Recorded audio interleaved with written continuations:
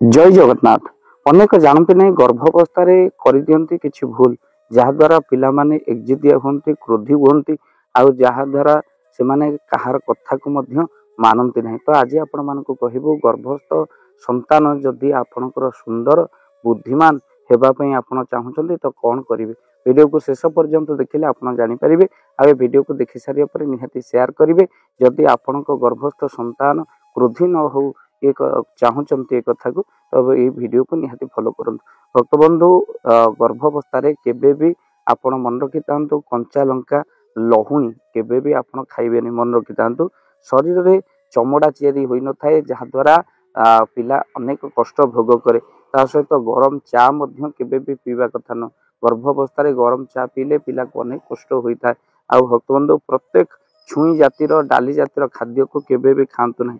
आउ आपण केबे भी मन रखि छुई आ डाली जातिर खाद्य को खाइले आपणकर निहाती भाव में कौन हुए ना नानादी प्रकार रोग सृष्टि होता है। ता सहित फास्टफुड अति मसला युक्त खाद्य गर्भावस्था केबे भी खातु ना कहीं गर्भावस्था नानादी प्रकार इच्छा हुए भोजन करने जहाद्वारा खाइले रोग सृष्टि हुए। तेणु क्रीम जातिर खाद्य केबे भी खातु ना। आउ समुद्र जातिर खाद्य माने समुद्र मिलुवा खाद्य जमीती आपणकर शुखुआ आउ आपणकर जो भली भाव में मिलूची लुणी माछ एगुड़िक सब केबे भी खातु ना जहाँ गर्भस्थ संतान पर महाविपद डाकी आने।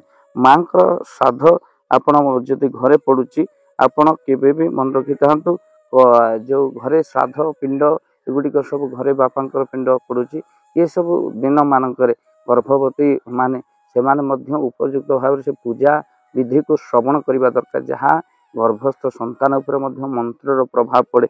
घरे जदि कौन पूजा हो ब्राह्मण मानकर मंत्र को शुणा दरकार गीता भागवत को अभ्यास करने दरकार सब तीर्थ दर्शन करने दरकार जहाद्वारा पिला उपर बहुत प्रभाव पड़े।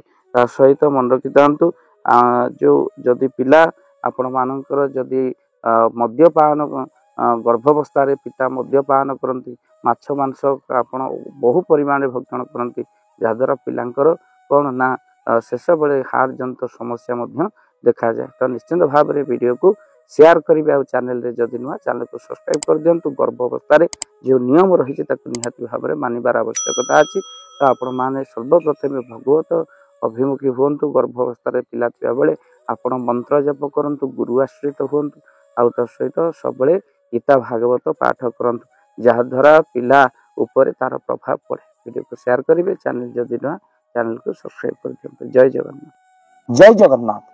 धन अर्जने धर्म करी धर्मे प्राप्त नरहरि।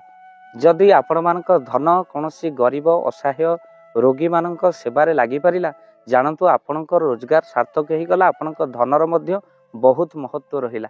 तो आज आपण माने जदि चाहूचंती आपणकर से धन महत कार्य लागू जेमिति कि आमे गोटी आम्बुलांस करिचु जो आम्बुलांस प्रतिदिन किछि असहाय रोगी मानक मेडिकल रे पहुंचाए किछि गरीब अनाथ शिशु मानक मध्य आमे वस्त्र दान करू किछि रोगी मानक पाखरे पहुंचू जो माने बहुत रोगरे पीड़ित से मानक पाखरे आमे किछि अर्थ आ गरीब लोक मानकू सहायता प्रदान करू। ये किछि दिन पूर्वरु आपण माने सहयोग कले आमे मध्य किछि कंबल असहाय मानक पाखरे जाई पहुंची बांटी थिलु।